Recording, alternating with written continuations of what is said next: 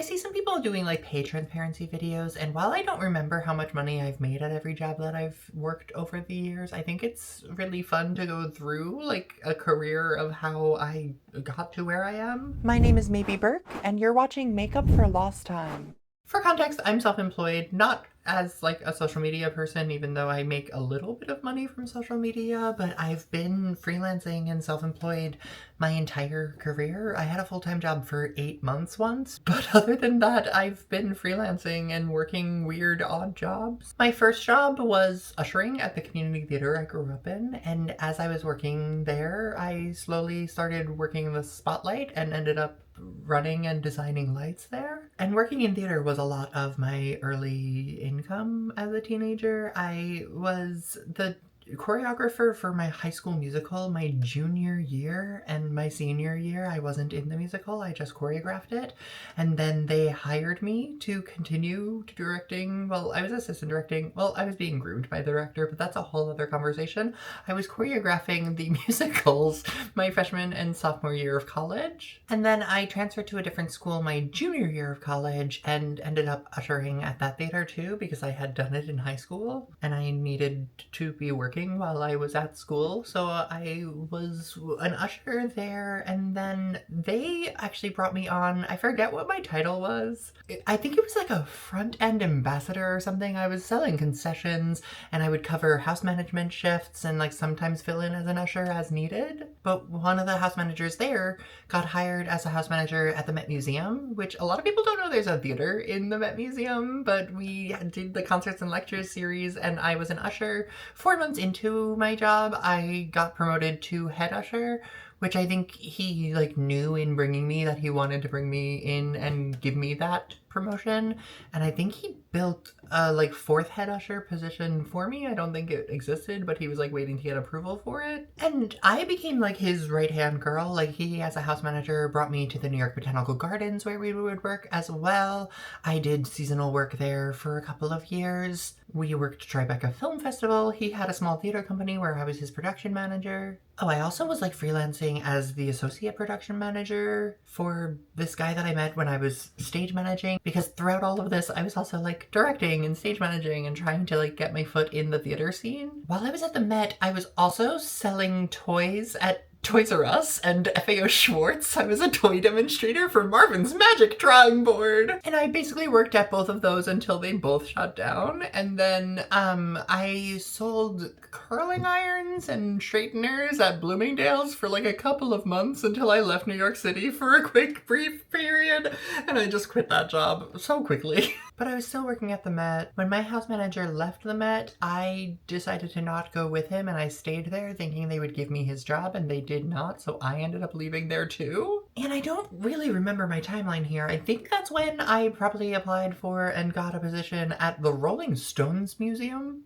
Selling merch in their gift shop. And that was for a company that also sold merch for Broadway shows. And so I also sold the merch at Dear Evan Hansen for a little bit. So this was like 2016 because they were going to actually send me on a tour selling merch. But after Donald Trump won the 2016 election, I was like, maybe I don't go on tour around this country right now. Maybe I just stay in New York. And that's where a bunch of people who had worked at the Rolling Stones Museum while it was in New York, after that moved on because they weren't like staple in New York. They were just there temporarily. So a bunch of those people moved over to a new exhibit that was opening up in Times Square. And I became, I don't even know, I think our names were like navigators. And then I got one of the managers fired because he was bullying my colleague, and I took his job and became a manager there. And this was the one full-time job that I had before I was a manager. I had accepted a full-time position there, and then I became a manager, I believe in like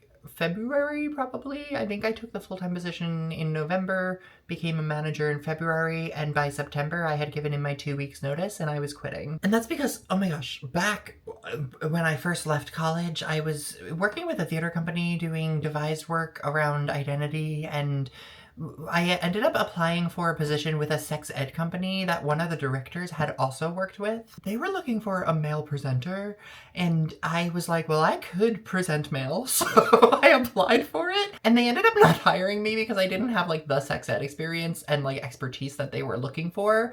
But my friend Maggie, who worked for them and knew me from the theater company, was like, okay, but you need to meet with maybe, like you should learn about maybe and get to know maybe and hire maybe.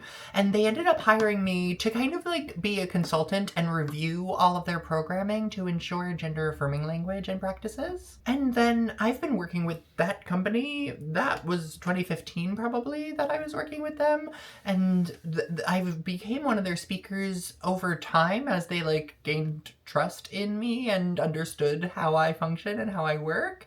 And now I'm an author because I wrote on the second edition of their book with them. Like that became a huge part of my career. And so through them, they wanted me to build a trans-specific program. So they sent me to a training of trainers where this guy was basically teaching people how to teach a Trans 101. And so that was probably around the time that I started working at that exhibit in Times Square. And then a year after I took that course with him, he called me and came and met me in New York to talk and basically asked me to join his team. So between that, a show I was in was getting a lot of good press at the time. So I got a manager and started auditioning in a real way. I had a couple of speaking gigs and trainings with these companies that I was working with. And so I decided to leave my full-time job and try to work on my own for the first time, like without a survival job. And that was September of 2018. And in October of 2018, I booked my first TV show from my first in-person TV audition with this manager. I booked another TV show, I think that February, like right at the top of 2019. I did an off-Broadway play that summer. I was acting kind of primarily as my income on top of these speaking gigs and doing some trainings. And then 2020 came and everything came crashing down. But that company, we lost all but one client as the world shut down in March of 2020, but I ended up taking over our social media and became our marketing coordinator and revived the company. I actually took that company from just about failing and built a bunch of webinars and online resources and opportunities and was running the marketing. I made that company into $1 million company. And then in 2023, the man who had hired me, who was the CEO and running the company, fired us all, took the money, and shut the company down with no warning, and then opened up a new company doing the same exact thing, just without all of us. So the company I had like poured myself into for several years was gone overnight with like nothing, with no warning or anything, and I have been doing my own thing ever since. I did work seasonally at Sephora before that company shut down, and then last year I actually picked up a freelance gig with a brand because I was like needing a little bit of extra income, but I was finding that that was actually getting in the way of me doing the work that I actually like to do and actually pays me a lot more money. So I ended up quitting that job at the top of this year, and here I am. And I'm not gonna lie, right now my main client is a Broadway show, and if that show closes, I am going to be having to look for work again.